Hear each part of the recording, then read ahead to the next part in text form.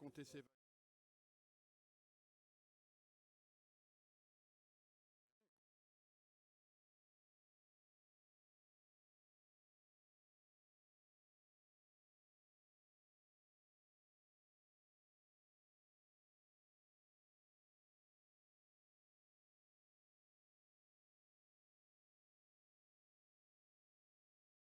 ordinaire du conseil municipal qui est consacré, vous le savez, notamment à l'examen du compte administratif.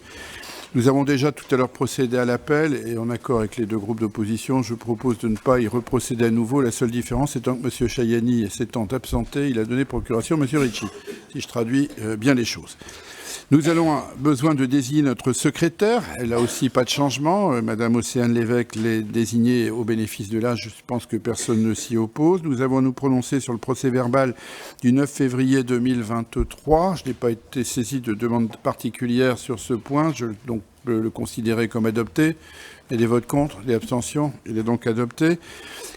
Des communications avec des informations. Tout d'abord, vous avez trouvé, mes chers collègues, sur votre table le bilan d'activité 2022. Ce bilan d'activité des services pour l'année 2022, eh bien, vous le verrez à travers ces différentes pages, les efforts individuels de nos agents, service par service, pour mener à bien un service public de qualité, de proximité et plein de diversité.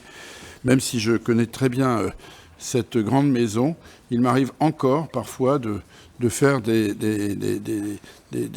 d'avoir des informations aussi encore très intéressantes, puis en même temps ça chiffre l'effort et la tâche de nos agents au quotidien au service de nos différentes politiques publiques locales. Ce document que vous avez, qui après vous avoir été distribué, mes chers collègues, sera mis à disposition de nos concitoyens sur le site internet municipal et je vous invite vraiment à le consulter.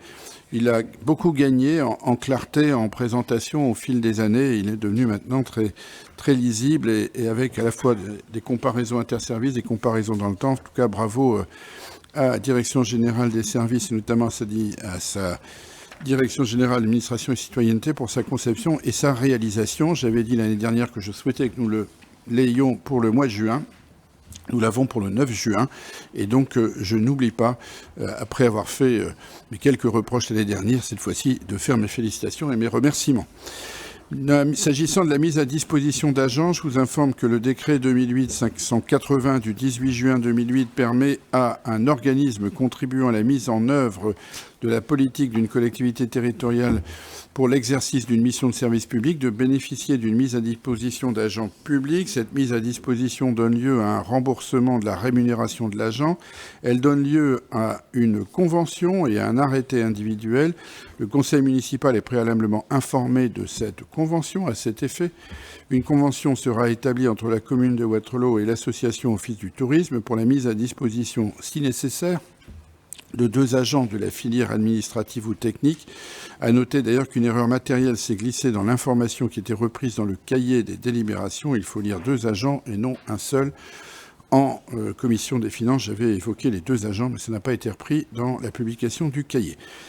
Une information aussi sur les délibérations métropolitaines.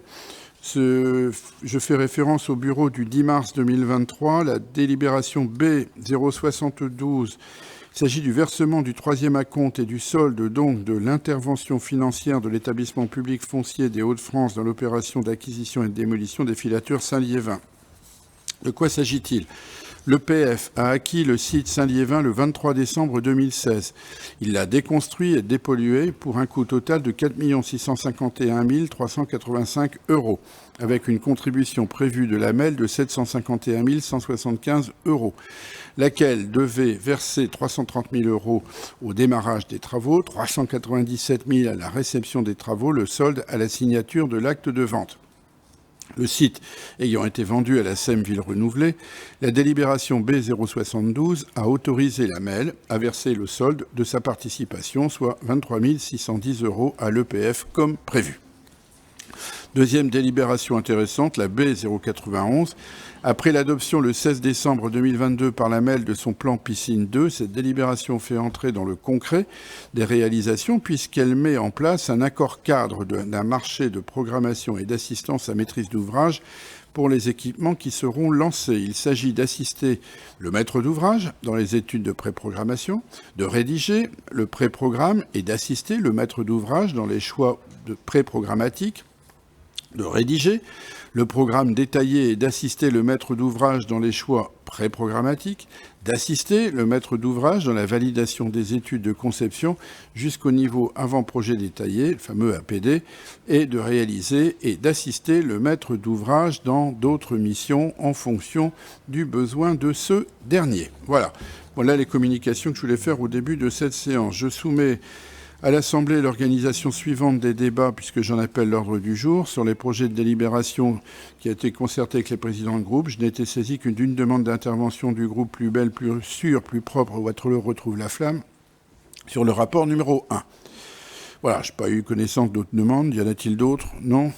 Donc il y a des votes contre, des abstentions. Cet ordre du jour est donc ainsi appelé. Les rapports présentés ont été soumis à l'examen des commissions finances, économie et administration générale et développement durable, urbanisme et travaux. Le rapport numéro 1 étant présenté par mes soins, puisqu'il est sous mon timbre, il s'agit de l'adoption, enfin en tout cas si vous le voulez bien, du compte administratif 2022. L'ordre du jour appelle la présentation en effet du compte administratif dit du maire. Pour l'exercice 2022, au terme de la législation en vigueur, le maire ne peut présider la séance au cours de laquelle le compte administratif est voté. Il peut assister à la discussion, mais doit se retirer au moment du vote. Conformément à l'article L21-14 du Code général des collectivités territoriales, je vous propose de placer la séance sous la présidence de Madame Myriam Desmet, première adjointe. Êtes-vous d'accord pour confier la présidence à Madame Myriam Desmet? Ça s'appelle une approbation générale. Et donc, Madame Desmet, vous avez la présidence. Faites-en bon usage. Je vous remercie, Monsieur le maire. Je vous précise que le compte administratif a été présenté en commission finances, économie et administration générale le 20 juin. Je donne la parole à Monsieur le maire pour la présentation du compte administratif avec projection numérique. Comme à l'accoutumée. Alors, je vais essayer de le faire aussi rapidement que possible, s'agissant maintenant d'un compte administratif dont chacun connaît la mécanique, dont chacun connaît ici les résultats, mais nous adressant aussi à celles et ceux qui nous écoutent. Et je me permettrai néanmoins de le préciser davantage et aussi lentement que possible. Je rappelle, justement, pour ceux qui nous écoutent, que le compte administratif 2022, c'est le bilan financier de l'année écoulée. Il retrace l'ensemble des dépenses et des recettes de l'année 2022. Je rappelle que le budget primitif a été voté par nos soins le 4 février 2022, que nous avons voté aussi en cours d'année 3 décisions budgétaires modificatives, sachant que la plus conséquente a été celle votée lors du Conseil du 29 juin 2022, on s'en souvient, pour faire face à la poussée des dépenses. Le compte administratif doit nous permettre de comparer la réalité de ce que nous avions prévu et voté, donc, avec ce qui a été effectivement réalisé, c'est-à-dire encaissé et dépensé. Le compte administratif qui est tenu par les services municipaux doit être évidemment conforme au compte de gestion qui est tenu par notre comptable public. Donc je rappelle que c'est le SGC de Tourcoing. Je rappelle aussi que voter le compte administratif n'est pas un vote sur le fond, mais c'est un vote qui certifie tout simplement la qualité de l'exécution budgétaire et qui exprime donc simplement le fait que les écritures comptables ont été conformes aux décisions budgétaires initiales du budget primitif et modificatif, comme je le citais il y a un instant. Enfin, en vertu du Code général des collectivités territoriales, dans cette séance, il y a une particularité, puisque là où le compte administratif est débattu, le maire doit, je cite, se retirer au moment du vote et laisser la présidence du Conseil au premier adjoint, ce que je ferai évidemment dans un instant, après vous avoir présenté le compte administratif. Vous présenter le compte administratif, c'est synthétiquement, vous le savez, examiner les comptes de l'année selon 3 critères. L'exécution budgétaire sera la première partie, le résultat de l'exercice sera la deuxième partie, et l'évolution de la situation financière de la ville, ce sera donc la troisième partie. L'exécution budgétaire. J'allais dire, comme à l'accoutumée, elle aura été bonne, car sérieuse et rigoureuse. On s'en souvient, avec la crise sanitaire, nous avions eu un coup de froid sur les recettes en 2020. En 2022, on aura connu au second semestre non plus un coup de froid, mais un coup de chaud sur les dépenses cette fois-ci.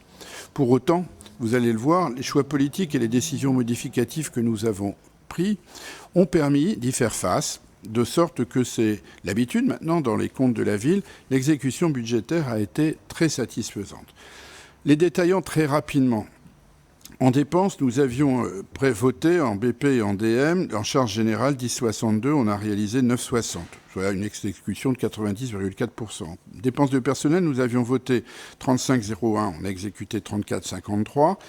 En subvention, nous avions voté 5,88, on a réalisé 5,79. Les charges financières, nous avions voté 1,72 million, nous avons réalisé 1,72 million. Au total, nous avons donc dépensé 1,71 million d'euros de moins que ce que nous avions inscrit dans le budget. En recettes, les produits des services avaient été votés à 2,37 millions. Nous avons réalisé 2,48 et donc on a fait mieux en produits des services puisqu'on a un taux de réalisation de 104,6%.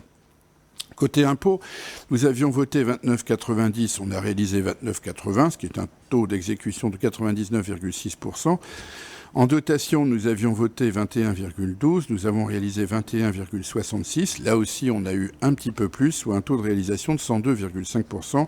Côté recettes, donc par rapport à ce qui était voté, une majoration de 510 000 euros. Les taux de réalisation, vous le voyez, sont donc assez proches en dépenses et en recettes sur la plupart des lignes de 100%, ce qui atteste de la qualité de la gestion budgétaire. Ceci dit, pourquoi ces écarts, à la fois sur les dépenses et sur les recettes ? Bien tout simplement en raison de la prudence de notre prévision budgétaire. J'insiste sur ce point, car cette prudence, nous l'avons sur les dépenses comme sur les recettes. Face à la poussée inflationniste telle que nous l'anticipions en milieu d'année 2022, je vous fais observer donc que nous avons peut-être un peu surréagi en inscrivant plus de crédits que finalement consommés. C'est de la bonne prudence, puisque nous avons inscrit plus de crédits que nous avons dépensés. Nous n'avons pas d'ailleurs non plus gonflé les recettes prévisionnelles. Et au contraire, les prévisions sont un peu en deçà des réalisations. On a en réalisation fait mieux que ce que nous avions prévu. C'est encore de la bonne prudence et on aurait pu nous reprocher évidemment l'inverse. J'insiste donc sur ces deux points. Qualité de gestion, prudence des prévisions, voilà qui souligne ce que j'appelais tout à l'heure le sérieux de notre exécution budgétaire. Point 2, le résultat. Le résultat, il est évidemment affecté par ce fameux coup de chaud sur les dépenses que j'évoquais il y a un instant. Nous avons connu, en effet, une poussée sans précédent des dépenses au cours de l'année 2022, celle-ci étant soumise à l'inflation des prix de l'énergie et des produits alimentaires. De 50,07 millions d'euros en 2021 à 52,86 millions d'euros en 2022. En 2021, 52,86 millions d'euros en 2022, c'est une augmentation de 5,6%. Détaillons-les rapidement aussi. Charges générales, en 2021, 6,98, 9,60 en 2022, une augmentation de 37,5%. Dépenses de personnel, 34,64 millions d'euros en 2021, 34,54 millions d'euros en 2022.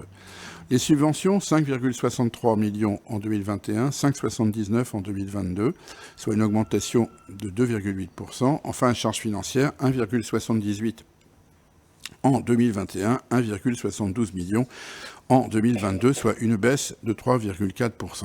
Je reviens un instant sur l'augmentation des charges générales, puisque dans la décomposition, c'est aussi intéressant de voir, et vous le savez, c'était essentiellement sur le second semestre de l'année que cette augmentation s'est manifestée, d'où d'ailleurs la décision modificative que nous avons dû adopter à la fin du premier semestre. Électricité, 412 kg de plus, 412 000 euros, quoi. Chauffage, 568 000 euros de plus, éclairage public, 320 000 euros de plus, alimentation, 355 000 euros de plus. Comme vous le voyez, le renchérissement des factures d'énergie et des produits alimentaires a été un facteur puissamment déséquilibrant pour les comptes, en augmentant de près de 1,8 million d'euros les dépenses au cours de l'année, surtout d'ailleurs sur le second semestre. Si les dépenses de personnel sont restées contenues, elles ont été limitées, vous voyez, puisqu'elles ont baissé en masse de moins 0,3%, c'est le résultat de la contraction arithmétique de deux évolutions contraires. D'un côté, l'incidence de l'augmentation du 1er juillet 2022 de 3,5 points d'indice de la rémunération, qui nous a coûté 500 000 € sur le second semestre de l'année. En sens inverse, l'effet réducteur des départs en retraite qui a mécaniquement baissé les dépenses de personnel de l'ordre de 1,2 million d'euros. Voilà pour les dépenses et ce coup de chaud sur les dépenses de l'année 2022. Heureusement, les recettes ont bien tenu, puisqu'elles sont passées de 53,01 millions d'euros en 2021 à 54,91 millions d'euros en 2022, 1,9 million d'euros de recettes en plus, soit 3,6%. Détaillons-les un instant. Produits des services, 2,44 en 2021, 2,48 en 2022. Les impôts perçus, 28,69 en 2021, 29,80 en 2022. Les dotations, 21,05 en 2021, 21,66 en 2022. Au total, nos recettes étaient de 53 010 kg, bref, 53 010 en 2021 et sont de 54 915 en 2022. C'est une variation d'1 905 000 €, soit une augmentation, disais-je, de 3,6%. Et donc, si vous faites le rapprochement entre les dépenses et les recettes, mécaniquement, un résultat de l'année qui baisse de 30%, même s'il reste positif. Hausse de 5,6% des dépenses, donc un effet à hauteur de 2 788 000 €. Hausse plus limitée de recettes, 3,6%, un effet de 1 905 000 €. Si vous avez des dépenses qui augmentent plus vite que vos recettes, mécaniquement, vous avez moins de résultats, moins 883 000 € de résultats. Ce qui donne la comparaison entre les résultats 2021 et les résultats 2022, 2 938 kg € en 2021, 2 055 kg € en 2022. Cette baisse du résultat, je disais de 30%, ce qui n'est pas négligeable néanmoins, a deux conséquences. La première, c'est que l'épargne brute recule de 20%, de 3,90 millions à 3,14 millions d'euros. L'épargne nette devient négative, passant de plus 392 000 € en 2021 à moins 497 000 € en 2022. Rappelons qu'elle était de 1,19 million d'euros en 2019. Voilà, mes chers collègues, pour le résultat. Je parlais de l'exécution budgétaire. Le résultat. Troisième et dernier point maintenant, la situation financière. La situation financière, elle, reste solide. Mais avec l'inflation, une vigilance demeure pour les dépenses. Même si le résultat de 2022 fléchit, et je viens de le dire il y a un instant, l'assise financière globale de la ville se maintient à un très bon niveau, voire paradoxalement se conforte légèrement. Le résultat, disais-je, recule. Il s'éloigne des pics de 2019 et 2021, comme vous le voyez sur les graphiques, puisqu'en 2019, on était à 2 934 kg € et en 2021, 2 938 kg €. À 2 055 kg €, on retrouve peu ou prou le niveau de 2018, qui était de 2 183 kg €. Néanmoins, j'insiste sur un point, au niveau qu'il atteint en 2022, ce résultat, il est cependant 4 fois celui de 2015 et 10 fois celui de 2017. Et grâce au report du haut résultat de 2021, c'est un paradoxe, disais-je, mais qui nous conforte, le résultat cumulé, qui est la véritable assise financière de la ville, s'améliore même un peu en 2022, puisque nous étions à 7 808 000 € de résultats cumulés de fonctionnement à fin 2021, et que nous sommes à 7 828 000 € à fin 2022. Cette assise financière, il nous faut néanmoins la compléter et en même temps aussi l'apprécier. Car je venais de parler il y a un instant de ce qui s'est passé au second semestre 2022. Je crois que nous pouvons collectivement être sinon fiers, en tout cas satisfaits d'avoir réagi rapidement aux poussées inflationnistes du second semestre 2022. Et ainsi, la ville a su, grâce aux décisions que nous avons prises, préserver la solidité de ses comptes. Le résultat global 2022 est ainsi meilleur qu'en 2021 grâce à un résultat cumulé d'investissement positif. Je viens de le dire, le résultat cumulé de fonctionnement 2022, c'est 7 828 kg €. Le résultat cumulé d'investissement 2022, c'est plus 463 kg euros. Au total, le résultat global à la fin 2022, c'est 8 291 000 euros. Vous observerez sur le graphique juste en dessous, parce que les graphiques parlent d'eux-mêmes, ça vaut mieux que tout long discours, que les résultats consolidés sont ainsi à un niveau jamais atteint. En tout cas, depuis 2015, c'est évidemment, ça saute aux yeux. Et nous avons obtenu, donc, en 2022, une situation sur laquelle, à 8 291 000 euros, nous sommes exactement au double de ce que était le résultat global en 2017, où il n'était que de 4 201 000. Ce résultat global, quel est son intérêt ? Tout simplement, c'est le pilier de notre trésorerie. En ayant un excédent d'investissement et un excédent cumulé de fonctionnement, c'est ce qui alimente évidemment la trésorerie de la ville et assure une partie de son autonomie financière. Mais cette autonomie financière, elle s'est aussi un peu renforcée avec la poursuite de la baisse de notre stock de dette, qui est revenu en deçà de 55 millions déjà en 2021 et qui a continué de baisser puisqu'il est à 54,6 millions fin 2022. Pour résumer ce compte administratif 2022, je dirais que c'est une assise financière solide à la fin de l'année 2022, puisque le résultat cumulé de fonctionnement est de 7,83 millions d'euros, c'est le stock. Néanmoins, il faut aussi s'intéresser au flux, et le flux, c'est un résultat 2022 qui est en fléchissement, 2,05, moins 900 000 par rapport à l'année précédente, je l'ai dit tout à l'heure, ce qui incite, mes chers collègues, à la prudence. Mais surtout, en 2022, nous aurons enregistré une épargne nette négative, moins 490 000 euros, ce qui, là, contraint à la vigilance. Notre objectif, et ça a été rappelé dans l'organisation des débats, qu'il s'agisse des orientations budgétaires ou de la présentation du budget primitif, dans l'organisation des débats, disais-je, de la fin de l'année dernière et du début de cette année, l'objectif de la majorité municipale, c'est, et je pense c'est un objectif qu'on peut au moins partager, c'est de revenir rapidement à une épargne nette positive. Et pour cela, et là je fais une incursion sur l'exercice 2023, cela nous amène, pour aller à cette épargne nette positive, d'abord à assumer les choix du budget primitif 2023. Quels étaient-ils ? Je les rappelle pour mémoire. Resserrer les dépenses à travers le plan de sobriété énergétique, les investissements d'économie d'énergie qui porteront leurs fruits progressivement, la limitation des dépenses générales ou l'encadrement des dépenses de personnel. Autre effet modérateur, la réduction de la dette, moins 1 million d'euros en 2023, car qui dit moins de dette dit moins d'intérêts à payer et donc mécaniquement un meilleur résultat, mais aussi s'il y a moins de remboursement à capital à opérer, cela joue un effet mécanique positif sur le montant de notre épargne nette.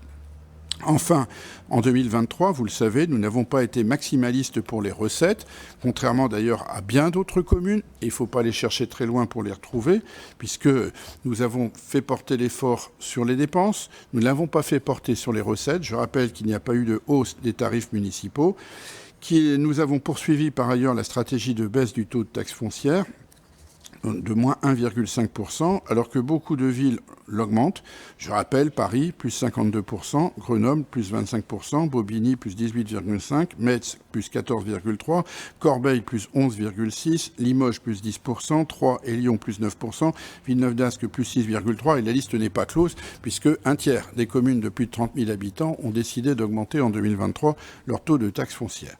Donc, assumer les choix du budget primitif 2023 pour espérer revenir à une épargne nette positive, je le disais, mais cela veut dire aussi, au moment où je prends la parole en cette fin de premier semestre, de ne pas relâcher la bride sur les dépenses. En effet, nous continuons de subir des pressions à la hausse de plusieurs dépenses en 2023. D'abord, les dépenses de personnel exogènes. Je parlais tout à l'heure des 3,5 points d'indice votés en juillet 2022, 500 000 euros en milieu d'année 2022, mais en année pleine, sur 2023, c'est 1 million de dépenses supplémentaires. Les revalorisations des minima pour le personnel municipal, c'est une revalorisation qui est intervenue aussi au 1er mai et qui augmente les dépenses mécaniquement de 200 000 euros.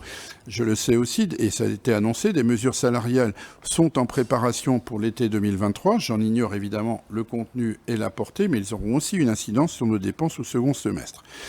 Nous subissons aussi la poursuite de l'inflation. Les tarifs de l'énergie, dont nous avions espéré qu'ils se modèrent, s'ils se sont effectivement modérés, restent encore aujourd'hui volatiles et mettent nos comptes sous pression. De la même manière sur l'alimentation. Nous avons à faire face, même si elle est heureuse pour l'épargnant, à une hausse des taux d'intérêt. Vous le savez, 53% de notre dette est à taux fixe, ce qui veut dire que 47% est à taux variable. Dans les taux variables, nous en avions des sécures, puisque beaucoup de nos emprunts faits auprès de la Caisse d'épargne, de la Banque postale, sont des emprunts qui sont indexés sur le livret A. Sauf que le livret A, mes chers collègues, et ça c'est le bonheur de l'épargnant, s'est singulièrement relevé ces derniers mois, ainsi que le livret d'épargne populaire. Et donc, nous pourrions peut-être redouter une augmentation de nos charges d'intérêt. On parle de l'ordre de 300 000 € supplémentaires en 2023 à cause de cette majoration des taux. Même s'ils ne sont pas des taux proéminents, ça reste une augmentation. Enfin, le coût du contrat OGEC, vous le savez, nous avons un contentieux d'hier, mais aussi des revalorisations pour demain. Nous sommes en négociation et en discussion. Et donc, ce sont aussi des éléments qui nous incitent, comme je le disais, à ne pas relâcher la bride sur les dépenses. Voilà. Mais tout ça, c'est 2023. Et donc, nous en reparlerons. Ce soir, nous allons nous prononcer, si vous le voulez bien, sur les comptes 2022. Et je réponds donc aux 3 critères que j'évoquais au début de mon intervention. L'exécution budgétaire, j'ai essayé de vous prouver qu'elle était bonne et sereine. Le résultat, je vous ai dit qu'il fléchit, mais qu'il reste significativement positif. La situation financière, elle reste solide, mais nous sommes vigilants face à l'inflation. Bref, mes chers collègues, vous l'aurez compris, ce compte administratif, vous pouvez le voter. Je vous l'ai présenté avec toute la sincérité, à la fois des comptes et de celui qui les tient en vos places. Voilà, Madame la Présidente, je vous repasse la parole. Merci, Monsieur le maire. J'ai été saisie d'une demande d'intervention de groupe Plus belle, plus sûre, plus propre, Wattrelos retrouve la flamme sur ce rapport numéro 1. Monsieur Jean-François Soyer, vous avez la parole. Merci, Madame la Présidente. Monsieur le maire, chers collègues, Mesdames et Messieurs, ce soir, Monsieur le maire, le Conseil municipal est appelé à voter le compte administratif. Mon intervention vise à la fois à faire remarquer à l'auteur de votre dernière tribune politique dans le journal de Wattrelos, qui dénigre une fois de plus le Rassemblement national et laisse entendre que les membres de mon groupe sont des incompétents, qu'il se trompe. Mais cette intervention vise surtout et avant tout à faire respecter les textes. Cela est imposé, je vous informe que nous ne prendrons pas part au vote du Conseil administratif. Pourquoi ? Parce que, comme l'exige la réglementation, le CGCT, sur les finances locales et comme rappelé par la circulaire préfectorale du 27 janvier 2023, vous avez l'obligation de faire voter le compte de gestion avant le compte administratif. La circulaire précise en effet, le compte de gestion constitue la restitution des comptes du comptable public à l'ordonnateur. À cet effet, l'Assemblée délibérante entend, débat et arrête le compte de gestion qui est transmis à l'exécutif local avant le 1er juin de l'année suivant son exercice. Le compte de gestion est voté par l'Assemblée délibérante. Son vote doit intervenir obligatoirement avant celui du compte administratif. En effet, si l'Assemblée délibérante ne peut valablement délibérer sur les comptes administratifs sans disposer des comptes de gestion, nous ne pouvons pas délibérer sur le compte administratif sans avoir eu accès au compte de gestion. Par ailleurs, compte tenu des modalités spécifiques s'attachant à l'adoption du compte administratif, 2 délibérations doivent avoir obligatoirement lieu et avoir été prises. L'une portant sur le compte de gestion, l'autre sur le compte administratif. Le compte de gestion a fait partie des pièces justificatives exigibles au titre des contrôles de légalité et doit être obligatoirement transmis avec le compte administratif. Un compte administratif transmis aux représentants de l'État sans vote préalable du compte de gestion est susceptible d'un référé devant le tribunal administratif. Or, le compte de gestion n'a pas été remis ni avant ni après la commission des finances. Alors, sans présumer de votre bonne foi, mais juste par souci du respect des textes, nous vous demandons de repousser les votes du compte de gestion et du compte administratif au 28 juin prochain. Il va sans dire que si vous présentiez ici et maintenant un article clair, vous dispensant de devoir présenter et de faire voter le compte de gestion, alors nous vous présenterions nos excuses et prendrions part au vote. En attendant votre explication, nous refusons de voter ce rapport. Voilà. Et nous gardons éventuellement la possibilité de saisir le tribunal administratif. J'en ai fini, mesdames et messieurs, monsieur le maire, mesdames et messieurs. Ouais. Bon, alors, 2 remarques. La première, dans ma tribune, j'ai dit ce que je pensais. Et oui, monsieur Soyer, je pense que quand on a un groupe politique, qu'on représente tout ce que vous représentez, malheureusement, la population ouest-relosienne, que les gens vous font confiance pour vous apporter son suffrage, quand on a un débat d'orientation budgétaire que vous n'avez rien à dire, quand on a une commission des finances sur les orientations budgétaires où vous n'avez rien à dire, quand on vote un budget primitif où vous n'avez rien à dire, quand on a une commission des finances sur un budget primitif où vous n'avez rien à dire, sincèrement, ça méritait quand même que je le fasse observer. Et le jour du vote du budget, s'il y a eu une intervention sur le groupe de M. Ritchie, il n'y en a pas eu de votre part. Donc sincèrement, oui, ça valait la peine que je le dise, parce que malheureusement, il y a des gens qui vous font confiance, et je le dis, ils ont eu tort. Voilà. Deuxième chose que je voulais vous dire, c'est pratique d'essayer de chercher à une intervention sur la forme, ça vous évite de travailler le fond. C'est QFD. Bah oui, c'est QFD. Je veux dire, rien sur les comptes, rien sur la stratégie financière, rien sur la politique fiscale, rien sur les choix des dépenses, rien sur ce qu'on a pu être capable de réagir dans les conditions difficiles qu'on a connues l'année dernière, rien sur l'ensemble des dispositions financières que nous avons pu prendre en dépenses et en recettes. Bref, évidemment, pointer l'existence du compte de gestion. Comment pourriez-vous penser que le compte de gestion soit différent du compte administratif que nous vous présentons?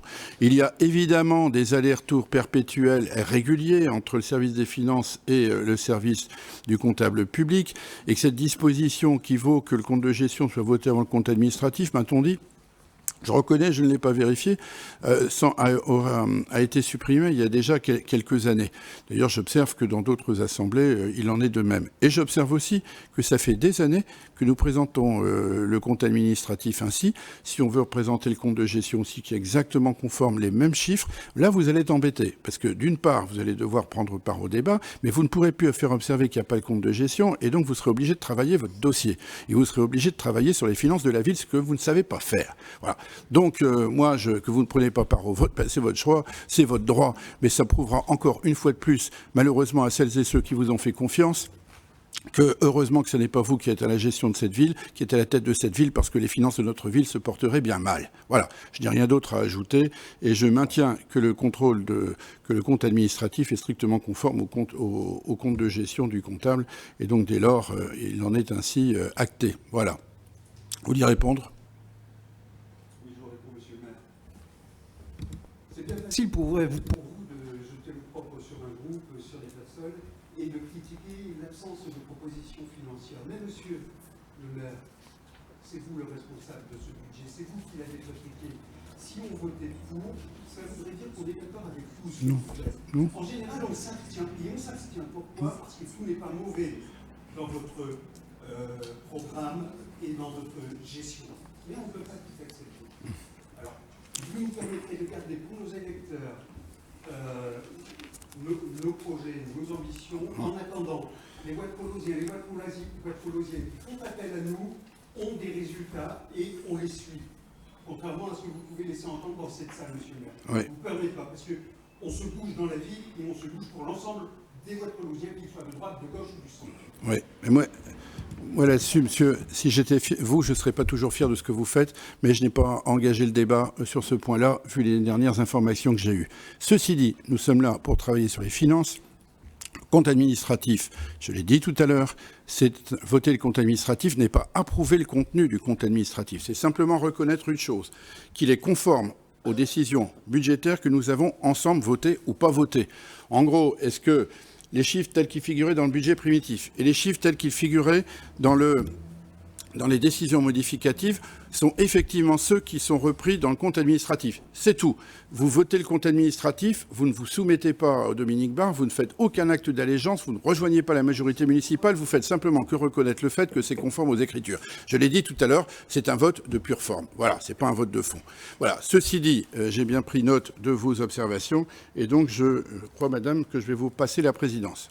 Après, ben non, c'était votre président de groupe qui avait demandé la parole.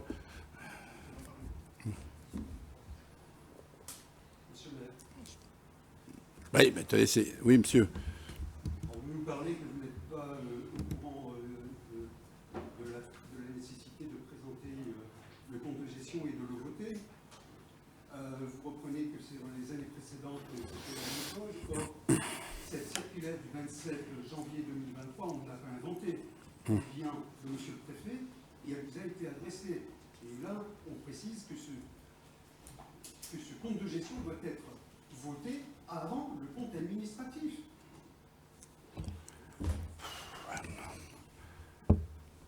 Il est conforme, monsieur. Voilà. Donc, Madame la Présidente, reprenez la présidence. Merci, Monsieur le maire. Je vous prie, Monsieur le maire, de bien vouloir quitter la salle des délibérations afin que nous procédions au vote.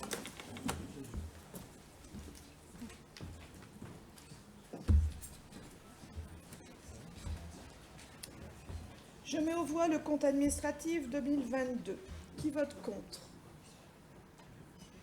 Qui s'abstient? Qui vote pour? Je vous remercie. Avant de prier Monsieur le maire de nous rejoindre, permettez-moi de remercier en votre nom à tous l'ensemble des collaborateurs ayant apporté leur aide à l'élaboration du compte administratif conformément au choix de la majorité municipale exprimé lors de l'adoption du budget primitif, des décisions modificatives et du budget supplémentaire de l'année 2022.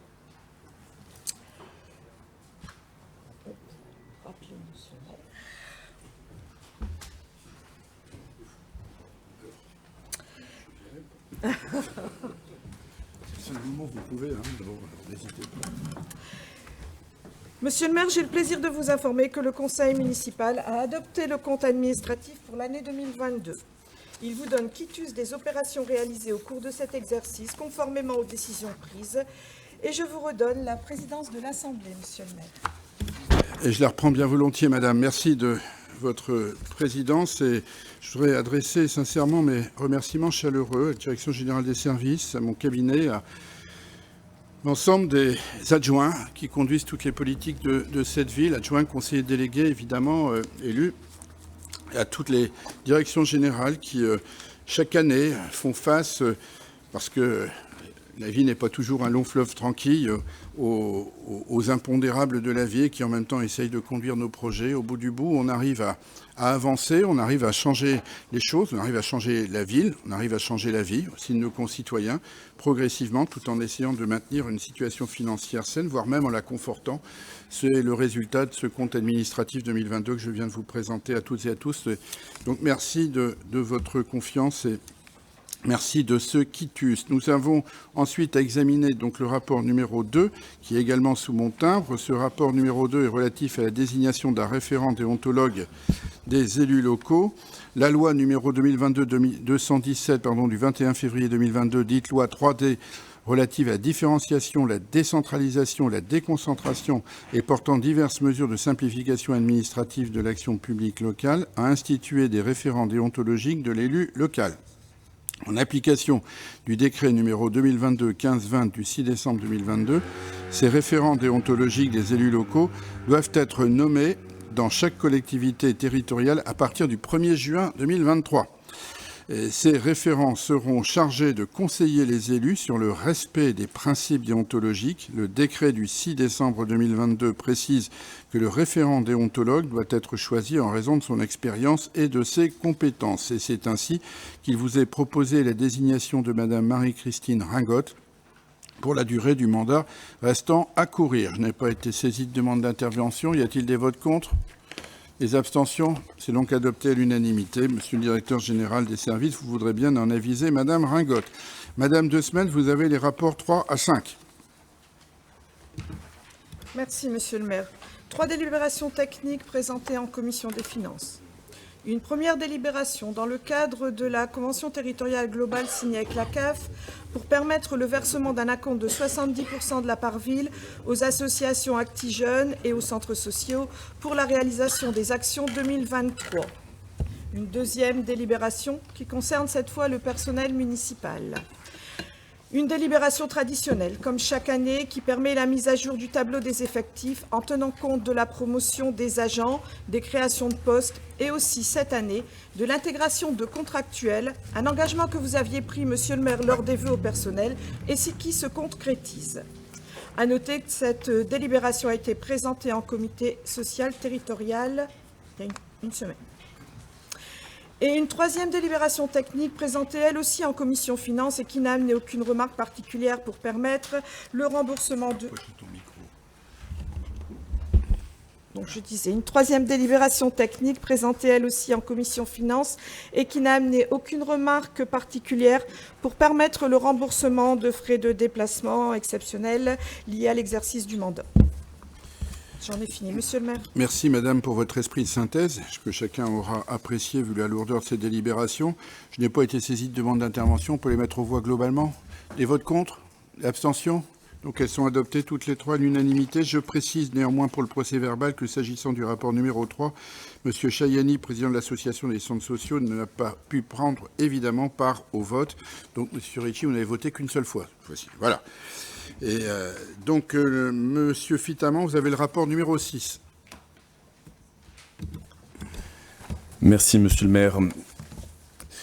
Mes chers collègues, mesdames et messieurs les élus, je vais vous présenter une délibération portant sur l'occupation du domaine public pour des activités de location d'engins de déplacement personnel motorisés en libre service sur le territoire de Wattrelos et la fixation du montant de la redevance.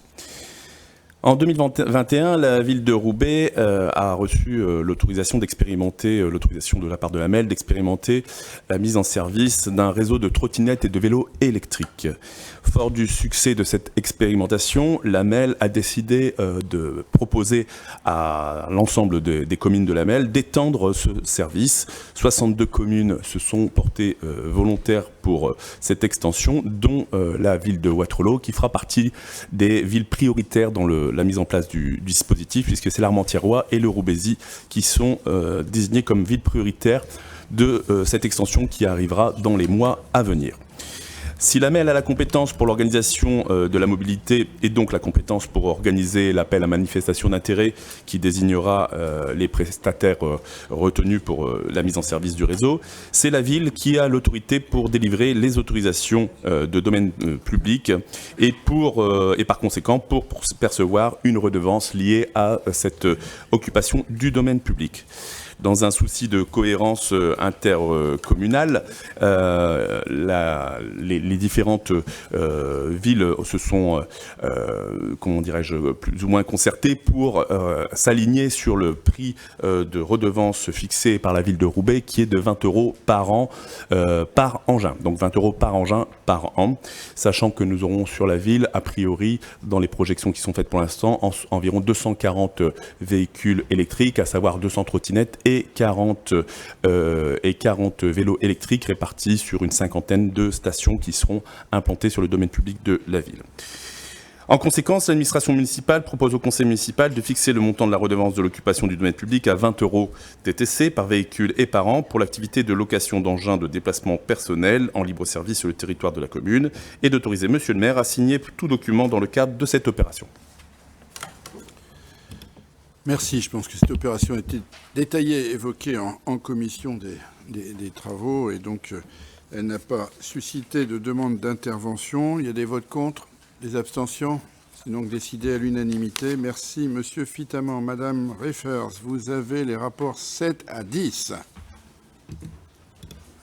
Merci, Monsieur le maire. Donc, le rapport 7 concerne la révision du plan local d'urbanisme, l'avis du conseil municipal sur le projet de PLU 3 et l'arrêté du 10 février 2023 par le conseil métropolitain. Donc, le projet de PLU 3 a été arrêté en conseil métropolitain le 10 février dernier. L'arrêt du PLU marque une étape importante de la procédure. Il reste néanmoins à compter de cette étape 3 grandes phases: la consultation administrative, l'enquête publique et l'approbation finale du document. La délibération qui vous est présentée s'inscrit dans la phase de consultation administrative. En tant que personne publique associée, le conseil municipal doit donner son avis sur le projet de document. Le 9 novembre dernier, le conseil municipal s'est prononcé sur une première version dont un certain nombre d'éléments ont ensuite été repris au document arrêté par le Conseil métropolitain. L'objectif de la présente délibération est d'émettre un avis favorable sans réserve, mais en apportant une précision quant au zonage du terrain destiné à l'accueil des gens du voyage dans le périmètre de la ZAC du Vinout. Excusez-moi. Rapport numéro 8, désaffectation et déclassement de terrain situés à l'angle rue Lamartine et allée Bossuet. Donc, Vilogia a un projet d'aménagement du quartier Lamartine-Bossuet. Il projette la construction de 20 maisons individuelles et un collectif de 18 logements. Afin de mener à bien ce projet, la ville va leur céder 2 parcelles appartenant au domaine privé de la commune. Pour ce faire, il est nécessaire de constater la désaffectation et le déclassement de ces parcelles, d'où l'objet de cette délibération proposée aujourd'hui. Le rapport 9 concerne la désaffectation et le déclassement de terrains situés à l'angle rue Pierre Mendès France et Stevenson pour la construction d'un site funéraire. Pour rappel, cette session avait déjà fait l'objet d'une délibération lors de la séance du 9 novembre 2022.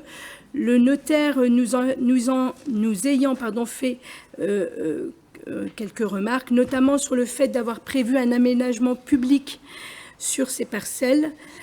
Il convient aujourd'hui de prendre une délibération pour sécuriser cette session. Donc, les parcelles doivent donc au préalable être désaffectées puis déclassées, d'où l'objet de cette nouvelle délibération qui abrogera bien sûr la délibération du 9 novembre 2002 et permettra de constater la désaffectation puis de décider le déclassement. Enfin, le rapport numéro 10 concerne la vente d'un logement situé 6 rue Ferdinand Buisson. Suite à la désaffectation et au déclassement du logement lors du conseil municipal de février dernier, ce bien libre de toute occupation a intégré au domaine privé de la commune et peut être cédé. Plusieurs personnes ont visité ce bien. Une seule offre écrite a été formulée. Elle émane de monsieur et madame Kamel Naka pour un montant de 95 000 euros. Il est donc demandé au conseil municipal de donner son accord de principe sur la cession du bien au prix net de 95 000 euros et d'autoriser monsieur le maire à signer les actes afférents et d'inscrire cette cession au budget en cours. J'ai terminé, monsieur le maire. Merci, madame. Je vais remettre le micro. Je n'ai pas été saisi de demande d'intervention. Est-ce qu'il y a des votes spécifiques? On peut voter globalement? Bon. Donc, je n'ai pas été saisi de demande d'intervention. Il n'y a pas de vote spécifique. Donc, des votes contre, des abstentions. Aux 4 délibérations sont donc adoptées, madame. Madame Lestienne. Pardon? Ah, excusez-moi. Oui. Ah, ok. D'accord, bien. Excusez-moi. Il me semblait que j'avais pris ça comme ça, mais donc c'est bon. Très bien. Alors, on va le faire dans le désordre, alors. Enfin, dans l'ordre, plus exactement. Le rapport numéro 7 sur le plan local d'urbanisme, des votes contre, des abstentions. Unanimité. Très bien. La désaffectation et le déclassement de terrain angle Lamartine-Bossuet, vote contre, abstention. Unanimité. Le déclassement du terrain angle Mendès France pour la petite modification technique là qu'évoque madame Reffers, vote contre, abstention. Non, jusque-là on est. La vente du logement rue Ferdinand Buisson, des votes contre, abstention. Bon, très bien, comme vous voudrez. C'était noté. Bon. Alors, voilà. Donc, c'est fini. On peut passer au rapport de madame Lestienne. Pas d'objection, je suppose. Non. Allez, madame Lestienne, le rapport numéro 11. Merci, monsieur le maire. Alors, je vous propose une adhésion au CEREMOS, Centre d'études et d'expertise sur les risques, l'environnement, la mobilité et l'aménagement, et la désignation d'un représentant de la ville au titre de cette adhésion. Alors, le CEREMOS est un établissement public qui est placé sous la tutelle conjointe du ministère de la Transition écologique et solidaire et du ministère de la Cohésion des territoires. C'est un établissement qui est composé essentiellement d'ingénieurs qui vont nous apporter leur expertise et les conseils dans le montage de projets et dans la recherche de financement, notamment en matière d'aménagement durable, d'urbanisme et de transition écologique, donc en totale cohérence avec notre programme Waterloo Ville Nature. faut savoir que le CEREMA est un partenaire étatique, donc avec des tarifs plus intéressants que le privé. Le montant annuel de la contribution est de 2 000 € et permet un abattement de 5% sur ces prestations. En conséquence, l'administration municipale propose au conseil municipal de solliciter l'adhésion de la ville de Wattrelos auprès du CEREMA, de régler chaque année la contribution annuelle, de désigner Mme Myriam Lestienne, moi-même, pour représenter la ville de Wattrelos au titre de cette adhésion et d'autoriser Monsieur le maire à signer tout document nécessaire à la mise en œuvre de cette adhésion. J'ai terminé, Monsieur le maire. Merci. Bien, là, je n'ai pas été saisi de demande d'intervention, donc je mets donc aux voix ce rapport, chère madame, pour cette adhésion intéressante, je veux dire, dans le temps, et j'espère qu'elle nous apportera des satisfactions. Donc, pas de vote contre, pas d'abstention. C'est donc adopté à l'unanimité. Merci. Monsieur Dumoulin, vous arrivez au rapport numéro 12. Des sous. Merci, monsieur. Alors, rapport numéro 12 concernant la recherche de subventions pour la modernisation de l'éclairage du stade de Bergues. Comme vous le savez, la ville s'est engagée dans une démarche globale de sobriété énergétique. Elle procède pour ce faire à des remplacements d'équipements pour des options moins énergivores et moins onéreuses en fonctionnement. Parmi les interventions ciblées figure la réfection de l'éclairage du stade de Bergues qui commence à montrer quelques signes de fatigue. Le remplacement des anciens projecteurs par des LED correspond pleinement aux objectifs de sobriété de la ville et de ses partenaires. L'opération prévue dès cet été est estimée à 42 000 € hors taxe. La délibération proposée a donc pour objectif technique de solliciter les participations potentielles de l'État, notamment par les fonds verts et de la MEL qui ont déjà marqué leur intérêt pour le projet. J'en ai fini, monsieur le maire. Merci. Merci, monsieur Dumoulin. Pas d'observation, pas d'intervention, donc des votes négatifs. Des abstentions, non, et donc adopté l'unanimité. Monsieur Steve de Mato, vous avez le rapport numéro 13, et je ne doute pas que vous saurez le présenter avec toute la concision qui vous caractérise. Poussez votre bouton, voilà. Merci, monsieur le maire. Effectivement, une délibération concernant le règlement de fonctionnement des établissements d'accueil des jeunes enfants. Un récent contrôle CAF a mis en exergue certains points de ce règlement qui doivent être adaptés aux conditions de notre partenaire, précision, appellation. Et donc pour sa conformité et la perception à la prestation des services uniques, il convient donc d'apporter quelques modifications au règlement intérieur. Modifications portent sur 3 points. Régularisation du dossier CAF avec rétroactivité, instauration d'un tarif plancher et la journée de carence qui passe de 2 jours au lieu de 3. En conséquence, l'administration municipale propose au conseil municipal d'abroger la délibération numéro 78 du 15 décembre 2022 et tout règlement de fonctionnement antérieur, et donc de valider le règlement de fonctionnement des établissements d'accueil du jeune enfant et de le rendre applicable au 1er juillet 2023. J'en ai terminé, monsieur le maire. C'est simple et tout est dit. Bien, je n'ai pas été saisi de demande d'intervention. Des votes contre, des abstentions. C'est donc adopté à l'unanimité. Merci. Madame Chantry, vous avez la délibération numéro 14. Poussez votre bouton, poussez votre bouton. Voilà. Excusez-moi. Monsieur le maire. Et rapprochez le micro pour l'enregistrement. Apparemment, parce que quand les micros sont trop loin, c'est compliqué. C'est fait. Monsieur le maire, chers collègues, mesdames, messieurs, comme chaque année, il est proposé aux membres du conseil municipal le vote de la délibération sur la participation financière de la ville aux dépenses de fonctionnement des écoles sous contrat. La particularité de la délibération qui vous est proposée concerne la participation financière de la ville pour le premier semestre 2023 et non pour l'année scolaire 2023-2024. Pourquoi cette particularité? Le second semestre 2022 a été marqué par une forte inflation des coûts, notamment de l'énergie, nous l'avons vu tout à l'heure. Aussi, la ville se propose d'établir le calcul des forfaits de l'année scolaire sur la base du compte administratif 2023. Cela impose de prolonger pour le premier semestre 2023 le montant du forfait 2022 qui a fait l'objet de la délibération du 30 juin 2022, soit 917 € pour les élèves des classes des maternelles, 577 € pour les élèves des classes des élémentaires, avec la reconduction de l'aide de 1200 € accordée pour les classes spécialisées. Lors du prochain conseil municipal de juin, une nouvelle délibération vous sera proposée précisant les nouvelles données chiffrées. J'en ai terminé. Je vous remercie de votre écoute.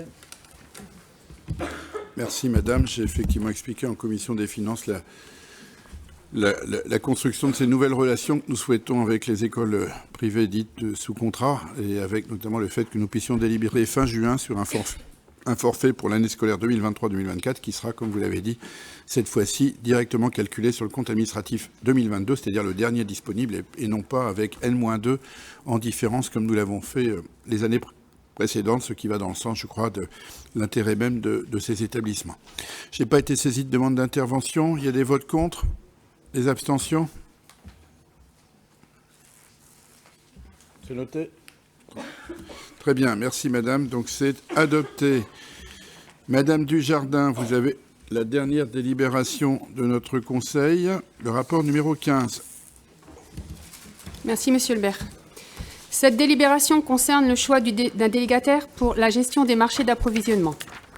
Le 9 novembre 2022, le recours à la délégation de services publics pour le management de ces 4 marchés hebdomadaires et autres événements tels que les marchés à thème, les manifestations foraines, a été approuvé par le conseil municipal. 3 mandataires supposés se sont présentés.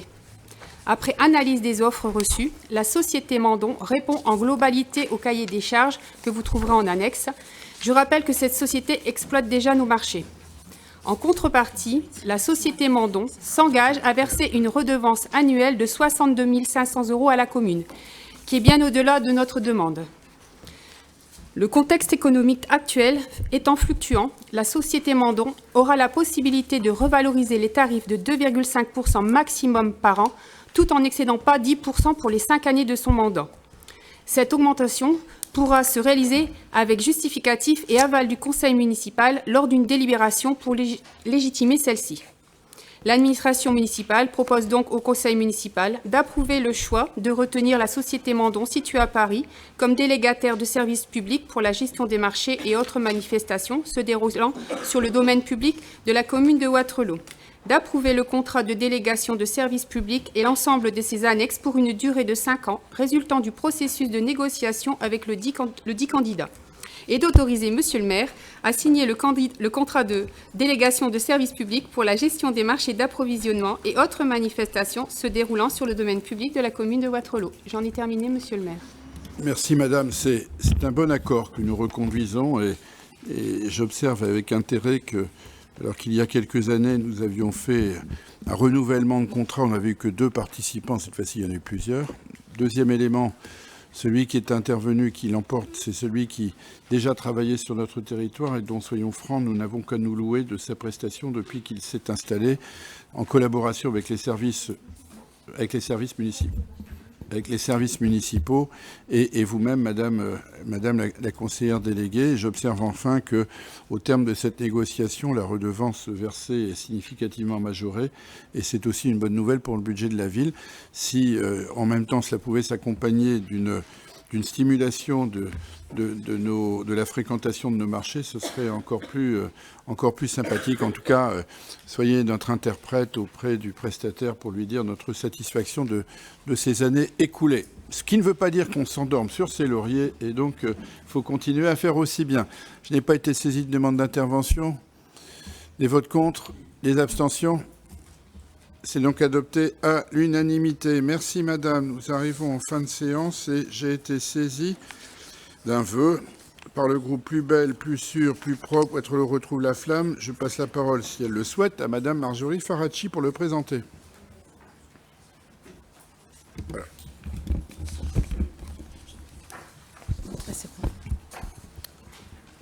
Ça y est, vous avez la parole. Merci. Monsieur le maire, chers collègues, mesdames et messieurs, depuis ce mandat et pour rappel à l'initiative de notre groupe, le conseil municipal est retransmis en vidéo et en temps réel de ce que nous saluons. Laissez-moi tranquille. Je suis désolée, j'ai une voix basse. Toutefois, nous avons le devoir de considérer que nos concitoyennes et concitoyens sourds et malentendants sont privés de ces débats démocratiques. La loi du 11 février 2005 pour l'égalité des droits et des chances, la participation et la citoyenneté des personnes handicapées a consacré la langue des signes comme une langue à part entière. De ce fait, notre groupe émet le souhait que l'administration municipale propose au conseil municipal une mise au vote pour instaurer la traduction en langue des signes, de la retransmission du conseil municipal. Cette dépense sera gagée par l'excédent de fonctionnement constaté par le compte administratif 2022. J'en ai fini, Monsieur le maire, chers collègues, mesdames et messieurs. Bien, allez, je vais essayer de vous répondre rapidement et sans aucun esprit de polémique, parce que ce sujet ne mériterait pas d'en faire. Et d'ailleurs, en plus, sur le fond, nous n'avons aucune raison de polémiquer sur ce point. D'abord, et comme d'habitude, je vais essayer de vous répondre en deux temps. D'abord, sur la forme, permettez-moi de vous dire qu'un tel sujet qui est lié à la conduite de nos débats et à l'organisation de nos séances du conseil municipal ne relève pas d'un vœu à proprement parler. Il aurait suffi que votre représentant à la commission des finances et de l'administration générale, M. Soyer, l'évoque lors de notre commission, puisque c'est typiquement une question d'administration générale, pour que nous y répondions de suite. Ce n'est pas un vœu. Ce que vous évoquez, c'est une adaptation de notre organisation. Sur le fond, il n'y a pas davantage de raison que de mettre aux voix votre vœu, car toute notre majorité, et je pense un peu au-delà, partage la préoccupation que vous exprimez. Même s'il est exceptionnellement absent ce soir pour raisons professionnelles, sachez que M. Rabat Damani, conseiller délégué à l'accompagnement des personnes handicapées, avait déjà évoqué un tel projet au sein de notre administration municipale et que nous l'avons à l'esprit. Donc sur le principe, pas de problème, on est d'accord. Je ne discuterai donc pas ici du coup. En revanche, car cela relève des discussions concurrentielles avec nos prestataires, mais ce n'est pas d'un niveau inabordable, semble-t-il, et donc il n'y a aucune raison de ne pas avancer sur ce sujet-là. Ceci dit, cela participe des réflexions que tous, groupes politiques confondus de notre Assemblée, nous devrions avoir ensemble sur l'appréciation que nous portons sur la télédiffusion de nos débats et leur audience. Souvent, une séance est suivie par une cinquantaine de personnes au début, une vingtaine vers la fin. Et au final, s'agissant des différés, donc bien moins, beaucoup moins de vues que pour des événements festifs ou des travaux dans la ville. C'est bien dommage qu'il n'y ait pas davantage de nos concitoyens à s'intéresser aux affaires de leur ville et aux débats de leur conseil municipal. Cela éviterait bien des mails, bien des questions sur les réseaux sociaux. Mais là n'est pas le sujet. À partir du moment qu'on diffuse, il faut pouvoir être vu et compris de tous. Nous plaidons, dans la majorité, pour la ville inclusive et une ville qui ouvre ses bras à tous, y compris dans la télédiffusion. Voilà. Donc ce que vous évoquez, madame, on va en étudier très vite les conditions. C'est vrai qu'on l'avait à l'esprit au moment de la télédiffusion. On a d'abord vu dans la télédiffusion comment ça allait marcher, comment ça allait être reçu. Et je reviendrai vers nos groupes politiques pour la mise en œuvre de ce dispositif. Il n'y a pas de raison que l'Assemblée se prononce. Si on le devait se prononcer, encore une fois, sur l'organisation des débats, je pense que nous en serions tous d'accord. Voilà. Donc je pense, je consulte un peu sur ma droite là-bas. Je crois que tout le monde partage la même appréciation. C'est sous-titré sur Facebook. Oui, alors c'est vrai que c'est sous-titré déjà automatiquement sur Facebook, mais la question c'est plutôt le langage des signes que le sous-titrage, puisque le sous-titrage, c'est une chose. Voilà, on va essayer d'analyser les choses, regarder les coûts comparés, et puis on y reviendra. Il n'y a pas de tabou sur cette question, et il n'y a pas de désaccord entre nous. Mais encore une fois, on l'aurait évoqué en commission des finances, on aurait répondu tout de suite, mais on aurait été privé de vous entendre. Voilà, mes chers collègues, avant de clore la séance, je vous rappelle que vous pouvez consulter le registre synthétisant les décisions prises en vertu de l'article L. 2122-22 du Code général des collectivités territoriales. Y a-t-il des signatures, madame ? Je viens de clore la séance, M. Godot. Elle est close ou elle n'est pas close ? Avant de clore la séance, j'ai consulté pour le... Bon, les membres du bureau électoral de tout à l'heure doivent rester pour assurer les signatures. Donc apparemment, comme c'est pas clos, je peux vous repasser la parole, monsieur. Merci, monsieur le maire. Je me permets de revenir donc sur le sujet du vote du compte administratif. J'ai sous les yeux ici... Monsieur, le sujet est clos, je l'ai clos tout à l'heure, on s'est prononcé, on a voté, vous avez pris vos responsabilités, c'est tout. Donc si vous voulez me passer les documents, vous me les passerez à la fin, mais il y a un ordre du jour dans les délibérations, on a tous voté pour cet ordre du jour tout à l'heure, on le suit, donc maintenant cette fois-ci c'est clair, la séance est levée.